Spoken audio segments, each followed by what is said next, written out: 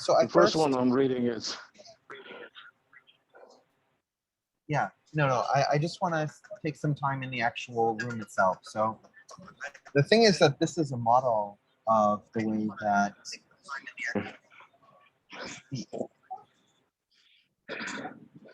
We can barely hear it. okay. And we're by by that water little Perfect. fountain thing. Exactly. That's exactly where you guys should be. So one of the things that's very important is that in Islamic architecture, water was actually very prized. So you had a number of these kinds of fountains. In fact, the area that you're standing in is a mock-up of the Alhambra, or in Spanish, the Alhambra, which is a castle that was built by the Nasrid dynasty, the last Islamic dynasty, in the city of Granada, Spain. So you can actually see the way that the Umayyads and later the Nasrids built in Spain. And there are several motifs that I want to point your attention to. The first thing is that you can notice all of the tiles along the walls are in geometric patterns.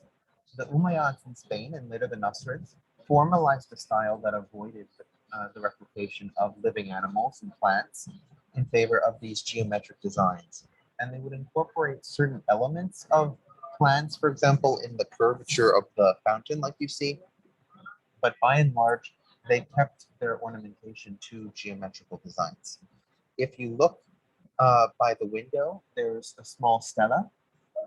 That stela was carved as a funerary stela for the Nasrid kings, right? As I said, the Nasrids are the last dynasty that existed in Spain.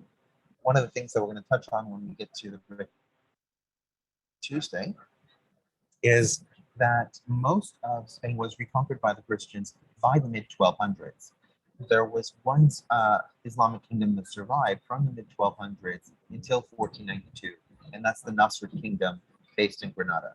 And there are a few reasons for that, but we'll cover them on Tuesday. What's important to realize is that this style of architecture is what we see in Spain at the height of, we could say, Andalusian civilization, but it was actually the decline in terms of time and trajectory of that civilization. If we move into the room that you entered from, and you can see sort of an elephant tusk that's been carved, that's sort of the next area that I'd like to talk about with you guys. Did you see the carved elephant tusk? It should be just north of your position. Yeah, we're there. Okay, perfect. Okay. Sorry. Okay. Hold on a second. Hold on a second. We're getting a conversation with the guard who I think is going to tell us that we can't do this.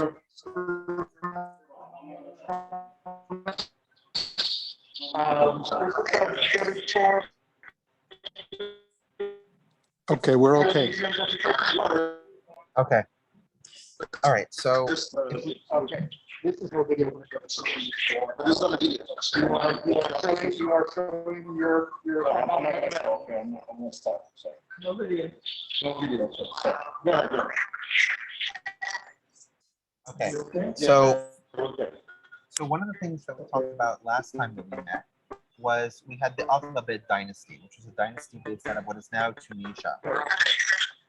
And the Aghlabids, along with Umayyad soldiers, actually conquered Sicily and the southern parts of Italy.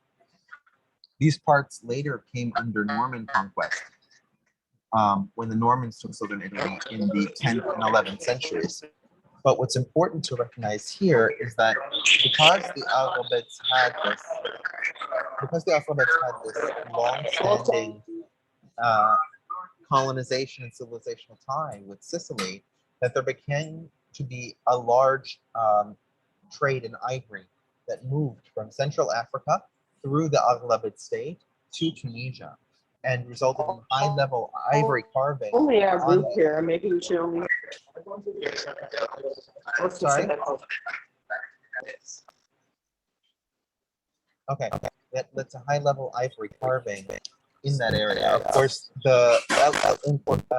most of the pieces there were carved during the Norman period, but the Normans were only able to access so much ivory and detail their carving to such a degree because of that historic relationship that the Alphabets had created. If you turn in the opposite direction on the opposite wall, you'll see a number of books. And the one on the far right is a Jewish Torah. It's written in Hebrew, as you can imagine, because of the convivencia. There was a lot of Jewish publication in Spain, and the book one from the left is also in Hebrew, and this is actually a philosophical treatise that was translated into Hebrew. One of the things that we often forget is that because the translation networks primarily translated things into Arabic, that we sort of forget that there were translations into other languages as well. Hebrew is one such language where people were translating in multiple directions.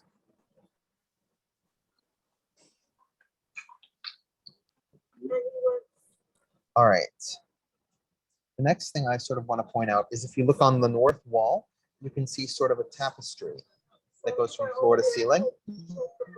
That tapestry on the right-hand side is in the style of the Masmuda Berbers, right? We talked about this in our previous lecture, where we talked about the different types of Berbers, and the Masmuda tend to live in the high Atlas Mountains and along that mountain range that defines Morocco and Algeria. They still make these kinds of ornamentation in both carpets and thinner tapestries like this. You can see the use of geometric shapes. Yeah, this is quite typical for the region, and I think it's pretty to look at as well. Any questions on what we've looked at so far? So, Rich, that with the Torah, What's the background on that? What year is this, or anything like in that regard, or was it necessarily old, an old like when Talmud already was in place during the Maimonides time and stuff like that? I don't know how old it is. I think the inscription below it would say how old it is, but it would be from around that time, maybe plus minus 100 years. I think it's interesting to see that Torah has diacritics. When you were a kid, you were speaking. When you were a kid, you spoke in Arabic, right? Yeah. So the presence of diacritics would seem to tell me that it's a Torah for study and not for ritual use in the synagogue. Yeah, that would be correct. It's for study, and it's used. I don't know how much, but like for example, it would be used as a chumash, right? It would be used to follow somebody doing the Torah reading. It wasn't a Torah that people would read from, right? That would be a scroll, right? They wouldn't do it as a book. But yeah, so this is the book version. And while this exhibit only shows books in Hebrew and in Arabic, one of the things that we also have separate to this that isn't exhibited at the Met is what's called al-Khamiado, which is when Christians wrote the progenitor of the Spanish language, right, vulgar Latin, in Arabic characters as well. So they were translating things into Proto-Spanish, if you want to call it that, using Arabic letters. Unfortunately, because of the Reconquista, the language that would have developed from that Proto-Spanish never actually developed and was overwritten by the languages of the conquerors from the north. So if we move into the next room, right behind the Moroccan tapestry, and we look on the far wall, we see that there's this sort of page of blue with golden lettering. Can you guys see that? It's a little small. Not sure where you're sending us. If we go in the room that has a large tapestry, face it to the right. I think is that it? We started in the room with the fountain. Then we went to the next room. We go to the next room after so that. There's something like a blue-green tiles with people on it. Near East picture last time. Remember, Rich? Yeah. Is that the one? This is the Safavid tile panels. Yeah, Central Asian. No. You turned into the room on the right-hand side. No, you should go straight forward. Oh, straightforward. Okay.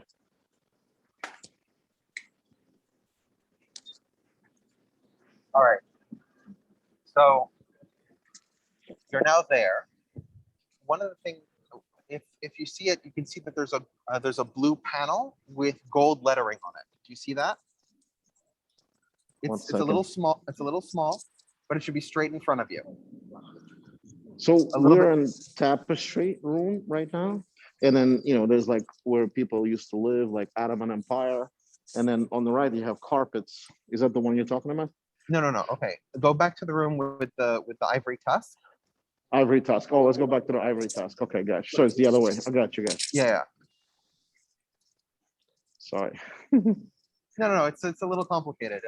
I appreciate everybody being so accommodating. No, thank you for doing this.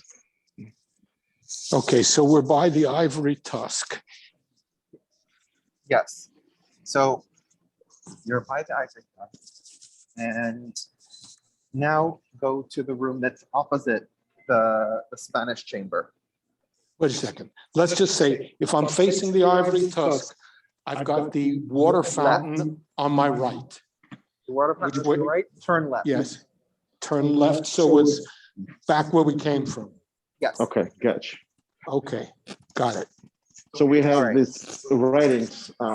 We have a golden kind of like suitcase and all that stuff and Golden box.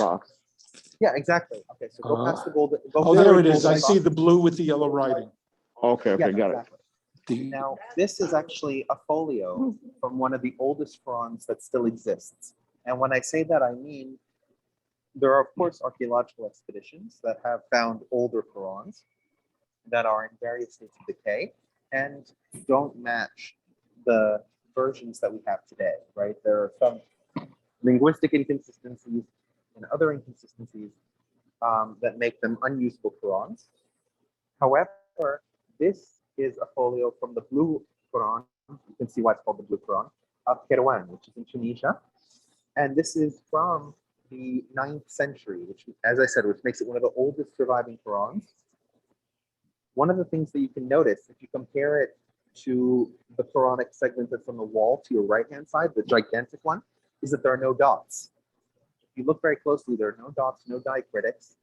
And this is very important because the dots in Arabic are part of the letter, right? This is not like Hebrew, where the dots are an additional piece that can be added or subtracted. But at this stage in Arabic writing, dots were not typically included in the writing, they were inferred. In modern Arabic, they're no longer inferred, and they stopped being inferred somewhere about 1,200 years ago. So you can also see to the right-hand side of the blue tapestry, there's the blue folio. There's all white folio. That's another folio from one of the oldest Qurans that we have, about the same age as the blue one from Kairouan, but this one is from Tashkent in Uzbekistan.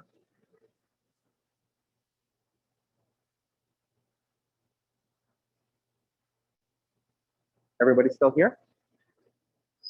What year? I mean, Tashkent. How did it make it there? Which one is this one? Yeah, if you're looking at the blue one, and then you just sidestep to the right, you'll see another folio with Arabic script that has no dots or dashes. Oh, I see. You mean the very large one? Yeah, no. It should be about the same size as the blue one. It's like on the same wall. Oh, okay, all the way to the extreme right. Okay, Yeah. we see it. Yeah. Yeah. So Rich, what did that mean? And then how do you interpret it differently with no dots? Well, the problem is that the letters could be anything, right? So you could have a situation where you have the word bait, right? B-Y-T, and you have the word thabata, meaning she wore, T-H-B-T. Now, without dots, there's no distinguishing these two words because the letters require the dots. So what we end up having are what are called qira'at, or different readings of the Quran which develop in this period because the dots don't exist. Actually, I see dots. The dots are a different color. The lettering is black and there are red dots all over the place. Are you talking about the big one, or are you talking about the one No, next to? I'm talking about the one from Isfahan, Abbasid period. Right, the one from Isfahan in the Abbasid period, the one that's sitting on the rahil, on the wooden thing. That's No, a much. this is this is just like a plaque, a framed plaque on the wall. Oh, okay. If it's from the Abbasid period, it's a little older. Sorry, it's a little younger, so that would indicate why it has the dots. But things like the Blue Quran of Kerwan precede the dotting of it. So these different qira'at could result in a different word being transposed. It could be that. Okay, so we see the Tashkent Quran, and that's the very large one, right in the center of the display. That's what it says. Okay. Oh, okay. Sorry. Then yes. Magnificent in size, this folio comes from one of the oldest surviving Quran manuscripts in existence. Yeah, it's written in the early version of the Kufic script with no diacritical marks to distinguish the letters. Right. Sorry. Yes. Then that's the one. And so you can see that's where these qira'at develop. Is that you lack the diacritical marks that can distinguish letters from each other. Yeah, and so today, 2 qira'at really survive. There are other qira'at that have not survived, but the 2 qira'at that survive are Hafs, which is used by almost everybody, and Warsh, which is used in Northern Africa. Now, if you turn around, you'll see that there's a sort of a mirror, like a pocket mirror. Do you guys see that?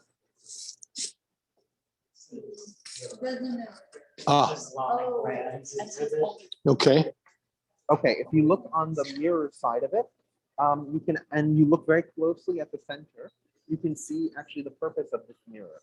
So this was commissioned in 1838, and it commemorated the Russian victory over the Qajar dynasty of Iran. And the Russians at this point, under the Tsardom, were conquering the Southern Caucasus, today Georgia, Armenia, and Azerbaijan. And they did this over the course of 2 different wars in the early 1800s. So in the center, you can actually see the Qajar monarch,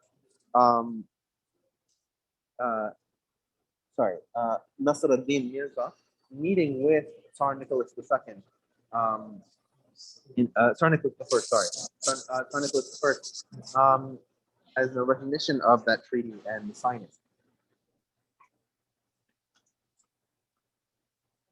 This is something that, of course, we're going to talk about as we get closer and closer to the modern period. But you can see in the artistic style is very European, much less Middle Eastern, because of the influence the Europeans had at this period in the Middle East, and because of the Tsar's victory. And on other sides of the mirror, you see paintings glorifying parts of the Southern Caucasus the Russians had just conquered. For example, if you look on the flip side of the mirror, at the very top, you can see the Church of Ejmiyazdin, and the Church of Ejmiyazdin is the Armenian equivalent of the Vatican, right? So this is a church that exists in the Armenian city of Arshapat, which is close to Yerevan. And to the Russians, of course, this would have been a huge ecclesiastical victory to bring a Christian center back under a Christian empire.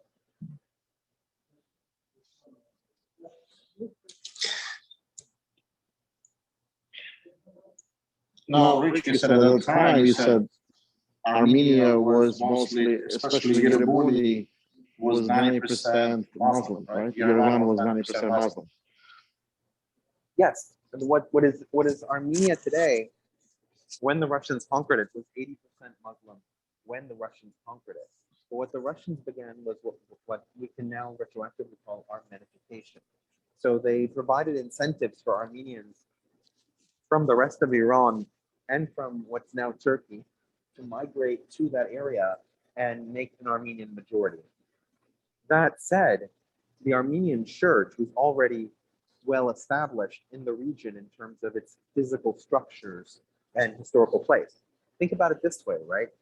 The Hagia Sophia and other Byzantine churches still existed when the Ottomans conquered it.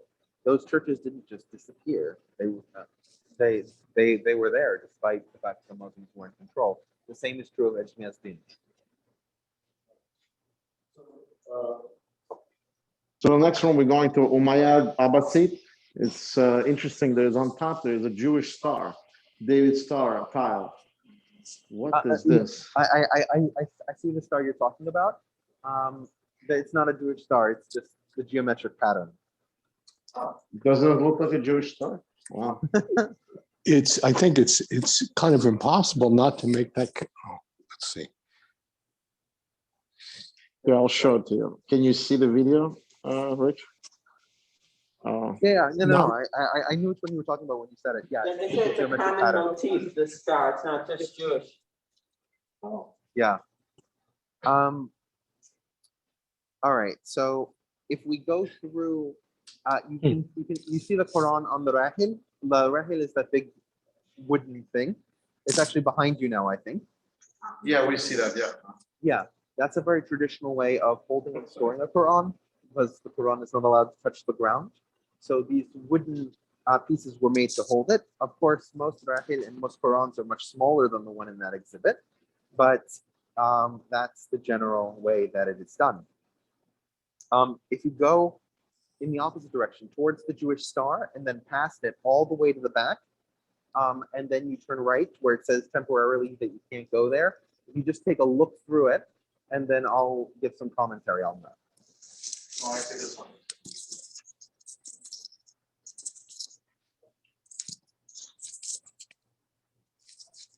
Okay. Yeah, you should see it's a lot of plates and bowls and jars and also some jewelry. Yeah. This is all from the Iranian city of Nishapur. Nishapur was the capital city under several different Seljuk dynasties. We mentioned the Seljuks last time we met, right? They were Oghuz Turks that conquered Persia and then proceeded to Persianize themselves on purpose, right?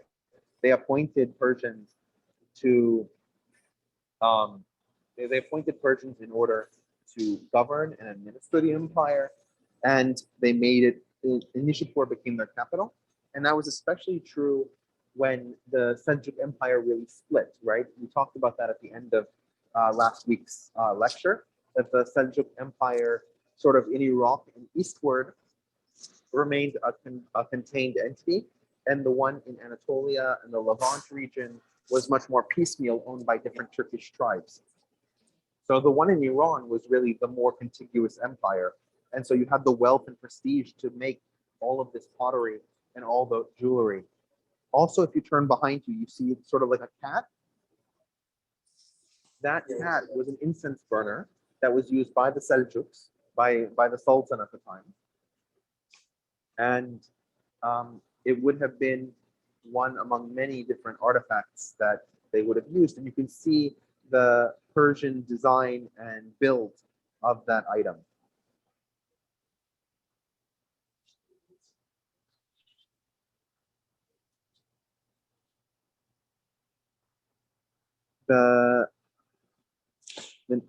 I think the next thing I'm trying to remember where it is in the room. The next thing I want to show you is that, do you see that there's a large sort of bowl? Like it's sort of brown. It's probably about 1.5 feet in diameter. In one of its display cases, and below it there are some books. Below it there are books. No, the past. Yeah, on the left side. Yeah. Okay. Like a big tray. Yeah, exactly. So if you look at the books, you sort of see like a cat with a fishtail. Yeah. Yeah. Okay, that's the book I want to talk about. So now, one of the things is that the Seljuks were still interested. Seljuks and other Iranic people were still interested in the cosmos and the heavens, and this persisted even into the Timurid period. Right? We haven't talked about Timur yet, but Timur was the last sort of Mongolic ruler of Central Asia. And what we're going to see is that when we move through history, Iran has several successive Mongol invasions, first from Genghis Khan, then from Hulagu Khan, and then from Timur. But Timur founded an empire in Iran that survived for about 100 years. And during his period in Iran, he supported the development of culture, the arts, science, and mathematics. And so you can see that this is a book that was written during the Timurid period that features astronomical layouts of the stars and tries to understand the process of the heavens. Now, despite the fact that the Timurids were a Mongolic speaking people and a Turkic speaking people, there were a mix. And the Persians obviously spoke Persian. You can actually see that the book is written in Arabic because Arabic was still the lingua franca, still the language of science and technology. All right.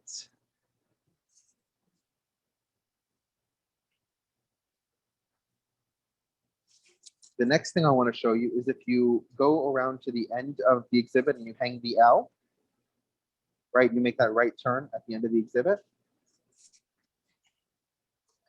And then in the back, you see sort of like a black star with a bunch of arrows pointing to it with glass below it. It's on the left-hand side after you make the turn.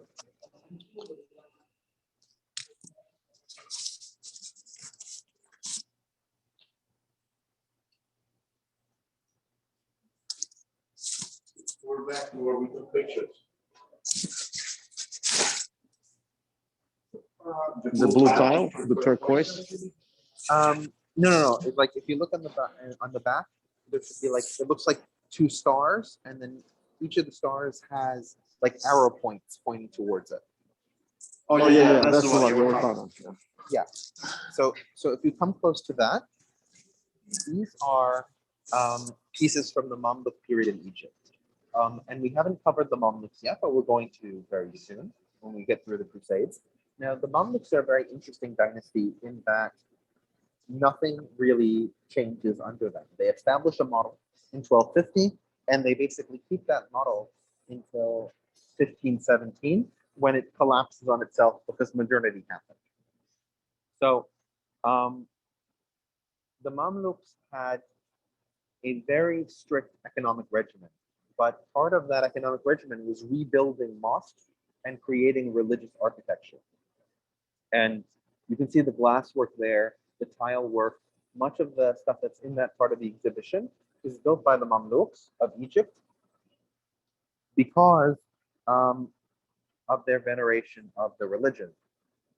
It was, in fact, the one thing that really kept their empire together because the Mamluks were Turkish slave soldiers and they kept buying new ones from either the Circassian peoples of the Caucasus or the Cuman people, the Kipchak people of what's now Western Kazakhstan.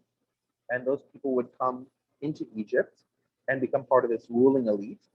The local peasantry was overworked and burdened. And so in order to maintain their control, they used religion as the one unifier, right? Because otherwise the people would rebel against them. They even refused to teach the Egyptians their own language, the Turkish language. That way they could keep themselves separate from the local population. All right. If you go into the next room and you look on the left-hand side, there are a number of manuscripts. The first one I want to talk about, a bunch of illustrated manuscripts. The first one I want to talk about is the third one from you. It should say, Rostam is thrown into the sea.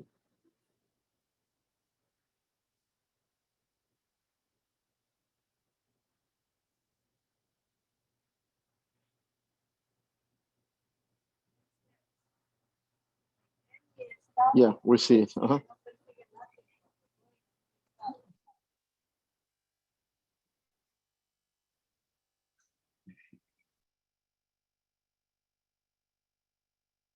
So what does that mean? Rustam is thrown to the sea. Rich, we lose him. Oh, Rich is on the. No. I'm here. I'm here. Just somebody's bothering me. Anyway. So are you guys at Rostam? Rostam is thrown Yep. into the sea. Okay. Yep. So this is something that we're going to come back to several times. There are a number of Persian heroic epics and stories that exist throughout their history. And one of them is the legend of this man called Rostam. And Rostam is incredibly larger than life. We're talking about, he's literally 8 feet tall. There's only one horse that could even bear to rot and to carry him because he's so girthy and masculine. He wins almost every battle he fights. And of course, there are also tragic elements to his story. Like, for example, he is forced to kill his son, Sohrab, when he fights with the Turanians, who are the enemies of the Persians.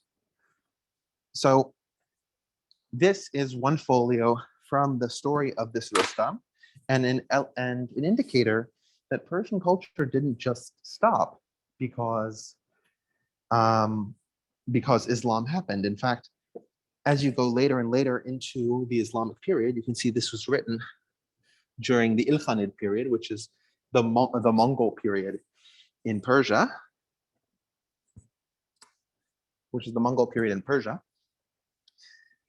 Persians connected to their roots and retained a lot of aspects of their culture. Obviously, you can see the writing below is in Persian, but with Arabic script, which shows the Arab influence. But the stories that they kept were the stories that had motivated Persians for centuries. And there was a huge cultural shift, especially starting with the Iranian intermezzo that we talked about last time, that moved Iran from being simply an Arabized region within the empire to reasserting its own culture and identity. Another thing that I'd like to look at in this list of folios is if you move a few folios to the right, there's one that looks like a flower or like a fern. A fern is probably a better description. Yeah, we see it. Yeah. So you can see this is actually a description of medical advice.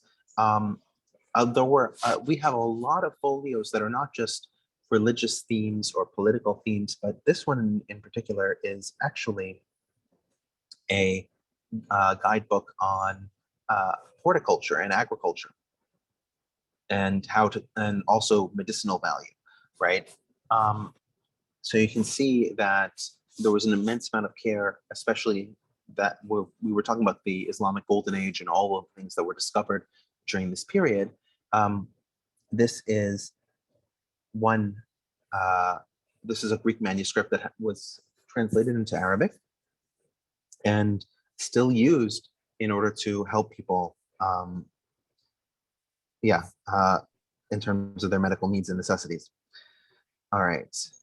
I was always fascinated, Rich, with the fact that in Andalusia, when they brought all this agriculture, and then when Goth lived there, it's kind of like propelled them to a more mass agricultural production of produce. So it came all the way from Mesopotamia to Arab area and Egypt, and then it went all the way to Andalusia. So it made it more efficient in that regard. Yeah, exactly. You had all this information transfer moving throughout the empire, and the size and scale of the Islamic Renaissance allowed for this mass diffusion of information. That's absolutely correct. If you turn around and look at the other on the far side wall, you'll see sort of a folio of archers on top of a wall.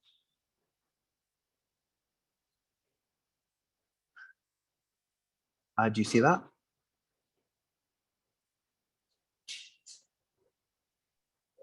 Yeah. You're talking about there's a man and a woman, sounds like a Rustam probably hugging his wife Tahir. I don't know. No, I mean, I don't know. We have an archer in the back, and maybe it was an art book of Persia. Is that the one you're talking about? Next to the blue tile, niche form tile. No. Like you were looking on the left side of the room walking in. I'm now on the right side of the room. Yeah, we're looking at the right side. Yeah, right. Okay, so if you have men on top of the wall, who are archers pointing down, that's actually the siege of Baghdad.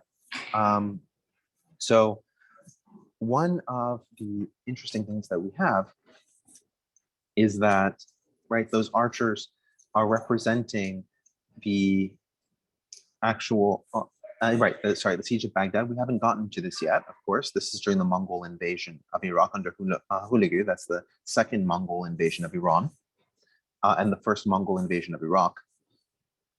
This was one of the most cataclysmic events in the history of the Middle East, because this put a definitive end to the Abbasid Caliphate, right, which by that time had become an ecclesiastical state. And but it meant that the Sunni world was effectively without a caliph. Now, there was one person in the Mamluk Sultanate who claimed to be the subsequent Abbasid Caliph, but most of the Islamic world didn't take that seriously. So you had the situation. Rich, sorry to interrupt you, but the Caliph has to be a member of the Muhammad tribe, right? Quraysh? Correct. Right. He has to be part of Quraysh. And the thing is that the Banu Umayyah, right, the Umayyads, had that claim. Because even though Banu Umayyah is not the same clan as Muhammad was, which was Banu Hashim, they were still Quraysh tribe, so they could make that claim. The Abbasids were themselves Banu Hashim, so they were clearly part of the Quraysh tribe and could make that claim. But after 1258, when they were removed by the Mongols, there was literally nobody at the center of the Islamic world. And that's something that hasn't happened again until the 20th century, right? Today, we're in an Islamic world which has no central caliph. And of course, the most recent person to declare himself caliph, al-Baghdadi, wasn't recognized as caliph by the majority of the Muslim world, because people consider Islamic State, I think correctly, a terrorist organization. So, but you can imagine in the 13th century, this had never happened before in the Islamic world, and people didn't know how to respond to it and what it meant to live in that world. So it really felt cataclysmic.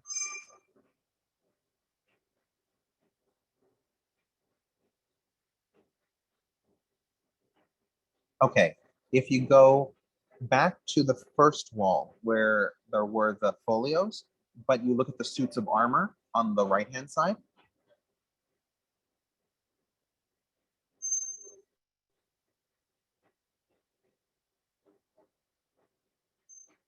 Hello? Yeah, we're here. Okay. Do you see the suits of armor? Yeah. Yeah. Okay. One suit of armor and 4 helmets and some leg armament. That's exactly right. Okay. So these are, let me go somewhere else so there's less background noise. So these are actually Turkic soldier equipment. Now the Turks, right, we talked about the first incidents of Turks. These were as slave soldiers, and then we talked about the Oghuz Turks who invaded. And also we've talked about the Chagatai, the Chagatai Turks, right, led by Timur. So we have all these different people. We have all of these people coming in from Central Asia, and all of these people, when they're fighting, are wearing this kind of armor. So you can see the chain mail that sits upon the chest. It's remarkably flexible in terms of how much motion it when twisting your upper torso, which is important because they were riding on horseback, right? So but you can see by contrast, the parts that cover their knees and legs, those were in full plated steel, as well as the helmets, because those needed less flexibility and more protection for the rider. The Turks were almost uniformly cavalry. Generally speaking, they were light cavalry, and the infantry would be made up of local populations, be they, in the case of Egypt, right, when the Mamluk were ruling Egypt, the local infantry was made of Africans. When we're talking about the Timur, we're talking about Iranian peoples would form the infantry. So this was the this was what the elite and semi-elite would be wearing. Richard, there's one of the helmets has a vertical piece kind of with a bracket that is attached to the center. It's a long, thin piece of metal, and all the other helmets have what looks like fixtures. They have holes in them where something like that would be attached. Do you know anything about that? No, that I don't know. What Unfortunately. was the question? Paul, right? Yeah. I'm talking about this central thing over there with the bracket. I don't know That's the nose guard. So they push it down when it's used to the nose, and you see that all the other Oh, helmets have fittings for it. sorry. But they're missing. Sorry, you're talking about the bottom, or you're talking about the top? Well, The center piece that protects the nose in battle. Yeah. That's the upper nose guard. so it looks like it slides, that you pull it down in battle, and otherwise you leave it up so you can take the helmet off without taking your nose off. That is correct. Yeah. Well, you can see there's actually small divots to the right and to the left of it, which is where your eyes are, right? So it's actually meant to sit there. When it's on your head. And you can see all the other helmets have a little either a bracket or they have holes where the bracket could be affixed. Yeah. Yeah, it's likely that this time it broke off and repaired in time. All right. Is everybody enjoying their time so far? Yeah. Okay, Rich, good. we actually we're gonna have to head out because we have a reservation 1:45. This was really incredible, and unless you wanted the last minute and you want to have any questions, and thank you so much. You took your time, of busy schedule. Yeah, and everybody say thank you, Miriam, Sergio, Michael, Paul, Thank you. Irina. Thank you so much, and I hope you join us next time in person. Yeah, Thank I you would so love much. to. It's just Richard, we miss you. We'll definitely miss you. Yeah. I'm sorry I wasn't able to join you in person. I would have loved to show you guys around, but yeah, I had to pick up my friend at the airport. Irina says I can do it. Yeah. Because I don't remember most of it. I don't think you can see me. Yeah. All right. Thank you so much, and I hope you have a nice day. And say hi to your friend we've seen. Hope it lands peacefully and everything. Okay. Yep. Thank you so much. Talk to you. And see you on Tuesday. And by the way, Thank you. Tuesday, Islamic history. We're going to Islamic History Month. So on Tuesday, we're going to talk about Al-Andalusia with Sergio. So there's going to be a lot of enactment. I don't know about that, but yeah. Talk to you later. Thank you, Rich. Have a nice one. All right. See Bye. you soon. All right. All Bye. right. Bye-bye. Sorry, guys.